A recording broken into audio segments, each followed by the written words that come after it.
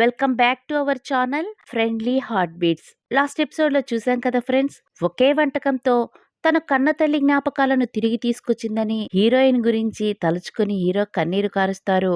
ఆ తర్వాత heroine bad smell వచ్చేటువంటి బెడ్షీట్ ని తీసుకొచ్చి అతనికి కప్పి, ఇది నీపైన నా రివెంజ్ అని చెప్పి, పర్లేదే పడుకున్నప్పుడు చాలా నార్మల్ పర్సన్ లాగా కనిపిస్తున్నావు అని అంటూ మాట్లాడుతూ ఉంటే, గిల్గమ్, మీ హస్బెండ్ మీద చాలా కేర్ తీసుకుంటున్నారు మీరు, అతను మీ హస్బెండే కదా అని అంటూ ఉంటే, నువ్వు అనుకున్నట్టు కాదు, వెళ్తూ వెళ్తూ చెప్తాను పదా అని ఇద్దరు కలిసి అక్కడి నుండి ఏటి దగ్గరికి వెళ్తారు.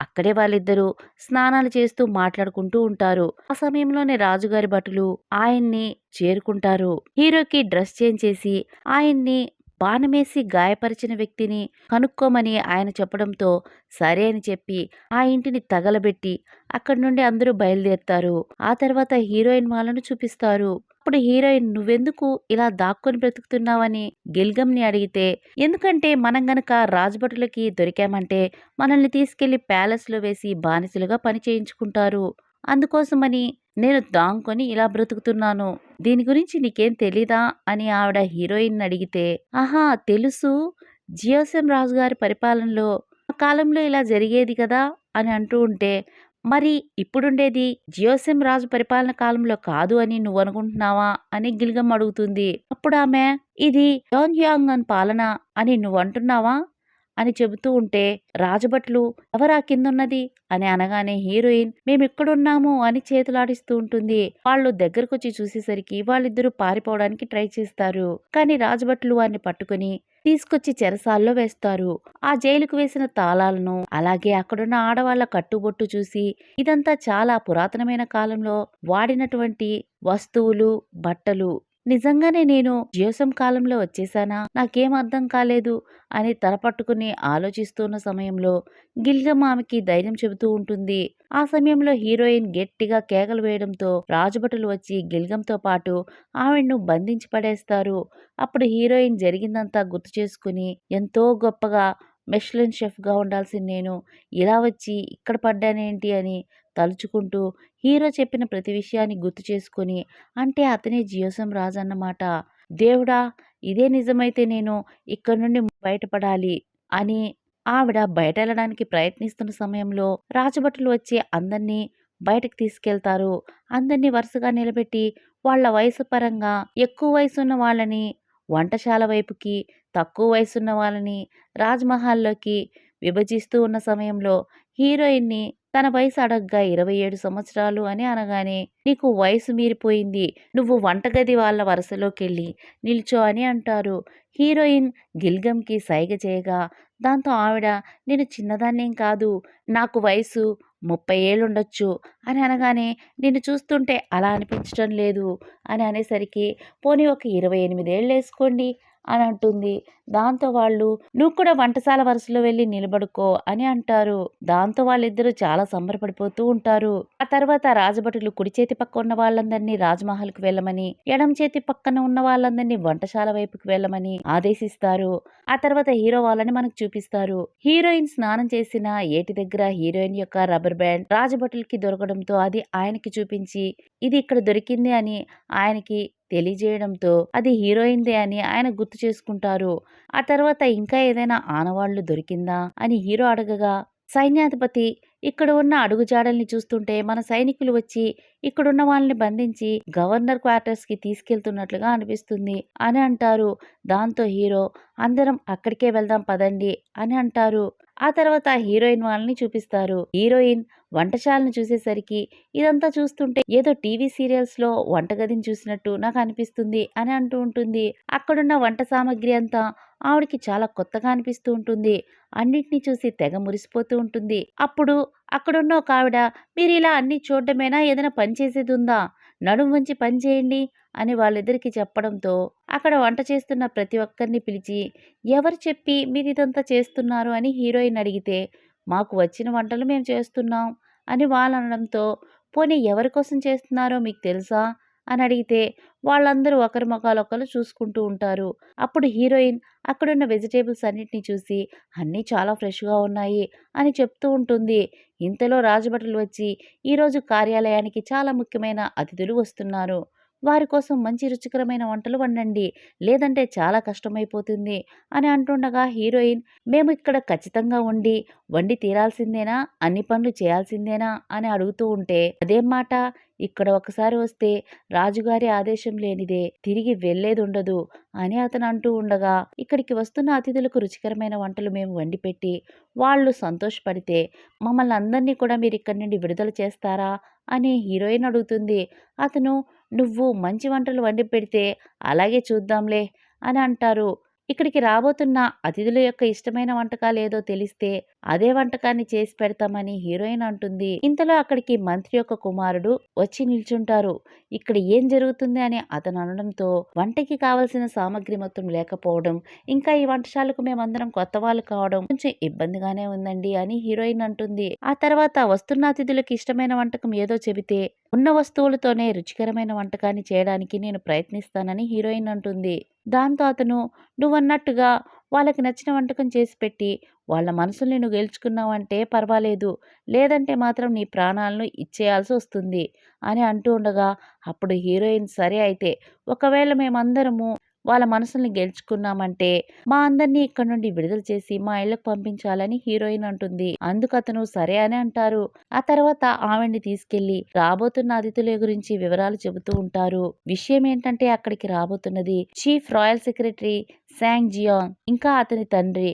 రాయల్ సెక్రటరీ శాంగ్ జియాన్ మహారాజు యొక్క సవతి తల్లి కుమార్తె అయిన యువరాణి గారిని పెళ్లి చేసుకునుంటారు. అలాగే అతని గురించి ఒక విషయం చెబుతాను. అతను ఎంత కష్టపడి ఎంతో రుచికరమైన వంటలు వండి పెట్టినా కూడా ఏదో ఒక రకంగా అందులో తప్పులను వెతికి ఎదుటివారిని ఇబ్బంది పెడుతూ ఉంటారు. ఆ తర్వాత చేయని నేరానికి ఆతిథ్యం ఇచ్చిన వాళ్ళకి కఠినమైన శిక్షలు కూడా వేస్తారు. ఇప్పుడు ఇక్కడికి రాబోయేది నలుగురు. వాళ్ళకి సరిపడ వంటను వండిపెట్టి వాళ్ళని ఆనందపరచు అని హీరోయిన్కి అతను ఆర్డర్ వేయగా హీరోయిన్ మీరిచ్చిన మాటను మర్చిపోకండి అని చెప్పి వంట చేయడం మొదలు పెడుతుంది. వంట సామాగ్రిలో వాళ్ళకి మటన్ దొరకటంతో పీక్ అనే వంటకాన్ని చేయడం మొదలు పెడుతుంది. దూరం నుండి మంత్రి యొక్క కుమారుడు అది చూసి ఆ అమ్మాయి ముఖం చూస్తుంటే ఆమె చెప్పినట్టుగా మనసుతో వంట చేసి పెట్టి ఈ పందెంలో ఆవిడ గెలిచేలాగే ఉందని ఆయన అంటారు. వంటశాలలో అందరూ చాలా హుషారుగా ఆ వంటకి కావాల్సిన మసాలాని నూరి వంటలు తయారు చేసి వచ్చిన అతిథుల ముందర వడ్డించి ఉంచగా అక్కడ వడ్డించిన విధానం చూసి మన పద్ధతుల ప్రకారం ఈ రకంగా ఎవరూ వడ్డించరు, ఇది పద్ధతి కాదు, ఇది మాకు నచ్చలేదని వచ్చిన అతిథులు చెప్పగానే వంటశాలలో పనిచేసే వంట మనిషి రాకపోవడంతో కొత్త మనిషిని పెట్టి ఈ వంటకాలు వడ్డించాము, అందును బట్టి క్షమించాలని మంత్రిగారి కుమారుడు వాళ్ళని క్షమాపణ కోరుతారు. ముందుగా ఈ వంట చేసిన వంట మనిషికి తగిన శిక్ష మీ కళ్ళ ముందరే వేయనివ్వండి అని హీరోయిన్ వాళ్ళని అక్కడికి పిలుచుకొస్తారు. అక్కడికి వచ్చిన హీరోయిన్ రైస్ వేడిగా ఉన్నప్పుడు తింటేనే దాని రుచి బాగుంటుంది, కాబట్టి ముందు వాళ్ళని తినేలాగా మనం చేయాలి అని తన మనసులో అనుకొని ఏదైనా తిని రుచి చూసిన తర్వాతే నిర్ణయం తీసుకోవాలి, ముందు ఒకసారి ఆ వంటకాన్ని తిని చూడండి అని హీరోయిన్ అంటే అందుకు రాయల్ సెక్రటరీ శాంగ్జీ చాలా ఎక్కువగా మాట్లాడుతున్నావు, ఇక నా యొక్క ఆలోచన మీకు తెలియజేయాల్సిన సమయం ఆసన్నమైంది అని చెప్పి మంత్రి యొక్క మనవరాల్ని బంధించి అక్కడికి తీసుకొస్తారు. ఎలా ఉంది నా బహుమతి మీకు అని రాయల్ సెక్రటరీ శాంగ్జీ మంత్రిని అడగగానే అతను చాలా బాధపడిపోతూ ఉంటారు. ఆ సమయంలో అతను మీ వంట మనిషి చెప్పినట్టు ఇది పారంపర్య వంటకం అయితే మీ మనవరాలను విడిచిపెడతాను, లేని ఎడల ఈ రాత్రికి మీ మనవరాలు నాతో ఉండాల్సి వస్తుంది అని అతను అంటారు. దాంతో మంత్రి గారికి కోపం వచ్చి ఇలా ప్రవర్తించడం పద్ధతేనా అసలు అని అరుస్తూ ఉండగా ఇది ఈ రాజ్యాన్ని పరిపాలించే రాజు యొక్క ముద్ర, ఇది రాజు యొక్క ఆదేశంతో సమానమని రాయల్ సెక్రటరీ అనగానే ఆయన శాంతమైపోతారు. ఆ తర్వాత ముందు మీరు ఈ వంటకాన్ని రుచి చూడండి అని మంత్రి కొడుకు వాళ్లతో చెప్పడంతో వాళ్ళు టేస్ట్ చేసి చూస్తారు. దాంతో వాళ్ళిద్దరికి మతిపోతుంది.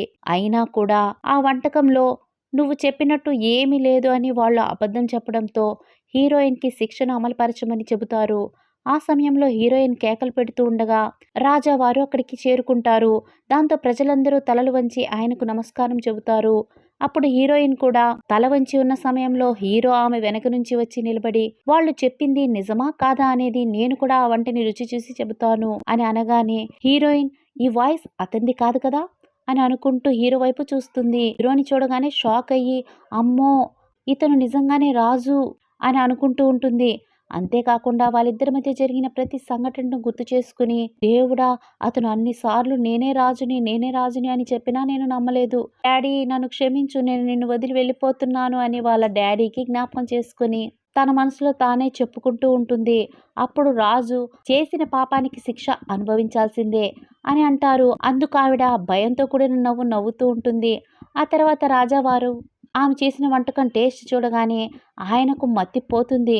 దాంతో రాజుగారు, ఈ వంటకంలో ఉపయోగించిన ప్రతి పదార్థం యొక్క సువాసన అనేది ఎక్కడా పోలేదు.